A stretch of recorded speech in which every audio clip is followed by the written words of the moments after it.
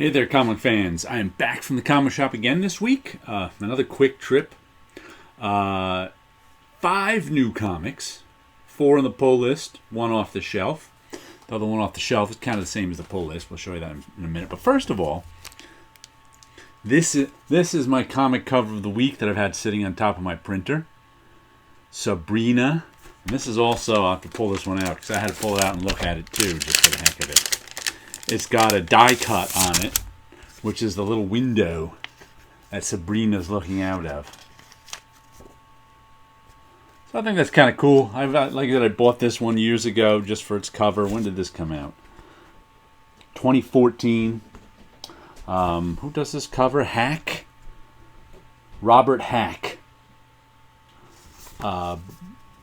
Always cool. I like it both. You know, I actually think I like it peering out the window better than I do the skull because I like windows and doors for some reason. I like photographs of windows and doors. I like art of windows and doors. No explanation why besides I like the geometry of it all. But windows and doors are a thing.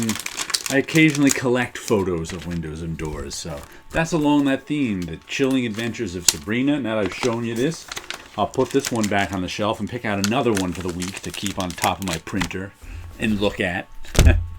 Meanwhile, it's time for the comic shop news. What do we got? Transformers Back to the Future. There's a comic I'll never buy. It's about time that Marty and Doc meet the Transformers. Marvel hatches plan for Aliens Omnibus. I guess Marvel, now that they have the Aliens characters, they're planning on putting them all in an omnibus. Vampirella's new villain, Prester John, hasn't impressed her. I guess that's Prester John over there. But I enjoy reading the comic shop news, see what's new and coming out. Let's see what else we got. Oh, looks like Punchline's getting her own first issue. Ooh. Will everybody be chasing that, or is her first appearance enough? Monstrous. Oh, this is their... Monstrous is coming out with a little 2-issue micro-series exploring the backstory of some of the Monstrous characters. So I think they said those are going to be 2 extra issues of Monstrous this year, because I think usually they stop at the end of the year. I don't even notice, you know. It's an indie book. I'm used to indie books stopping and starting, so whenever it comes out, it comes out. But, one other thing I got this week. I'm sure I've seen the rest of you old timers got a $25 coupon from eBay for signing up 25 years ago. And what did I get with mine? More dice. These are the 3. They come in like 12 packs of dice. And I showed you my the dice I got. These are the blue and white ones. This is the purple borealis ones. These ones are almost translucent, but they're a little smoky inside. And these are called smoke because they're translucent and grayish smoke colored. Now they go in with my big bin of dice that I don't know if I ever showed off my big bin of dice here. I've showed it off on Instagram. And I sit there and make color patterns out of them while I watch TV. I like pick up blue ones, red. It's like a color theory game I play. Whoops, dropped one of them. But anyway, I dropped the same one again. Back to the comics. What did I pick up off the shelf? Ice Cream Man, issue 20. I think this is the second printing. Yeah, it says second. It says second printing up there of the. This is the cover that everyone was chasing a couple weeks ago or something, I think, the Dr. Seuss cover. But I recently read a bunch of Ice Cream Man on Hoopla. So I said, you know what? I may as well throw it on my pull list. I liked it. They were fun, and I think it'd be fun as individual issues because it's kind of an anthology story. And I was like, you know what? I'll start buying Ice Cream Man now. I told them to put it on my pull list. And I pre-ordered this one, the Ice Cream Man Quarantine Special, which I think was a bunch of comics. They Ice Cream Man short, page 3, page 7, page 13. So they're short Ice Cream Man stories that they posted on the web during, when no comics were being distributed. So, to give people something to read and hear, some nudity in that, Adam and Eve. So, I thought that was pretty cool. This is like an annual. It's a big issue. I think it was $6 or $7. What was it? Oop. Getting my glasses stuck in my hair. Yeah, $6. So it's extra thick. But like I said, I didn't pull this one off the shelf. I pre-ordered it because I wanted to check it out. Then we've got Reaver, The Grim After, Part 5 of 5. It's interesting. The first story was 6 parts, and the second story is 5 parts. I wonder why that is. But I've been enjoying Reaver a whole lot. I've liked this second story a whole lot. The first story was very much the Suicide Squad, Dirty Dozen kind of thing, where all these people were on this mission that some of them wouldn't be coming back from, and now we got a couple of them who came back from the mission. Are in this town just trying to live, and of course things don't go that way. They get caught up in shenanigans going on in the town, and it's been a good story. I've enjoyed it. And who's been doing these covers? It's where's logo? Becky Cloonan's been doing the covers for him, so that's a Becky Cloonan cover.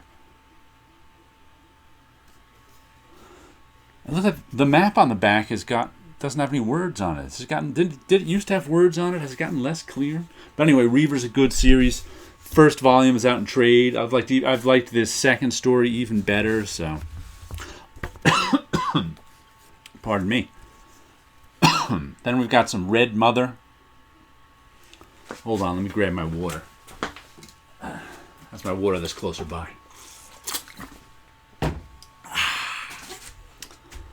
Some Red Mother. I call this slice of life horror. There's the guy who shows up and just kind of haunts this woman. I don't know if that's the Red Mother or not. She's this woman walking down the street. Her boyfriend gets disappeared in this fancy thing. Let's give us a Red Mother double-page spread of red. Her boyfriend disappears into this vault of horror. She loses her eye, and she's seeing these sights. And she just moved to London for a new job, and there's all sorts of crazy stuff going on. There's these people following her, and it's like, I call it slice of life horror because there's like lots of sort of slice of life stuff, and then something really creepy happens. Then some more slice of life stuff, and then something really creepy happens. I've been enjoying it. I think the artwork is really nice, and I think the writing has been good. Who is this? Jeremy Juan is writing, and Danny Luckert is drawing it. Lettered by Ed Dukeshire. Okay. Cover by Jeremy Juan. Yeah, I know Jeremy Juan's art, but he's turned into a writer. I think he also was one of the writers on The Beauty, so. Then let's see, what's the last thing we got for today? Sagi Yojimbo Color Classics number 7. This is the last issue of the individual issues. I think they're gonna put out another series. It's like they're basically just printing the trade paperbacks in individual issues first of the old stuff. I guess they can pay the colorist that way. Who I just heard is Tom Luth the colorist on this? No. Colorist is Rhonda Patton, because I heard Tom Luth, the longtime colorist, just retired. So I guess that wasn't it. Redbone, the true story of a Native American rock band. There's a little ad on the back. I hadn't seen that one.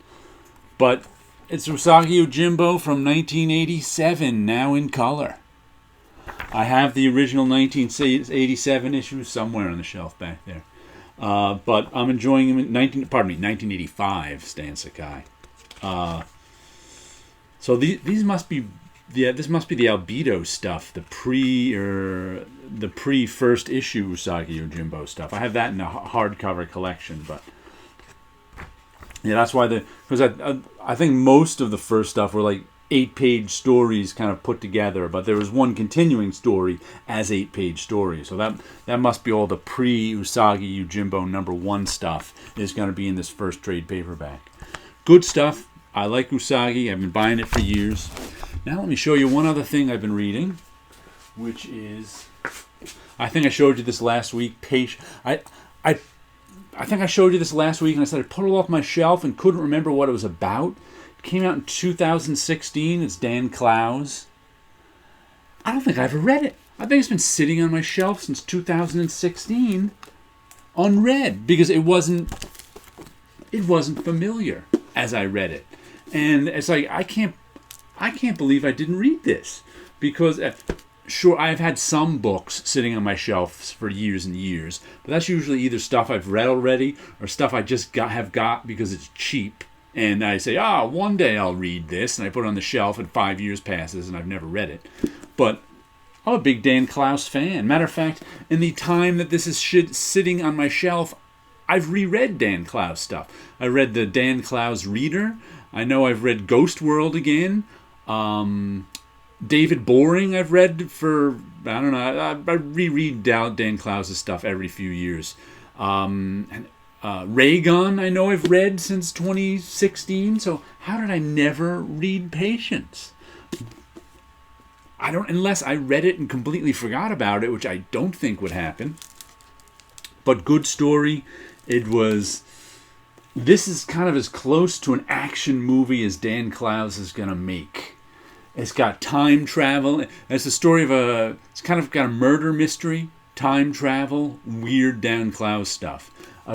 Patience is the name of this guy's wife. And at the beginning of the story, she's murdered, and they never find the murderer. And of course, her husband is obsessed with finding her murderer until he somehow stumbles onto time travel, and that just makes things even weirder. And he doesn't. How do you use time travel to save your wife? It's Dan Clowes' weirdness in this plot, but really good. Really enjoyed it. I'm glad. Like I said, this has been on my shelf for 4 years. It's in my Dan Clowes section, which I see all the time. So how did I never read it? I am not sure. It's a mystery to me, but I'm glad I did read it now.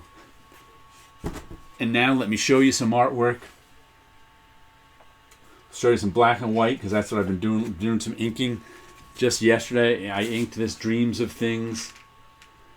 Lots of faces looking at you. And a big thumb. I also did this one.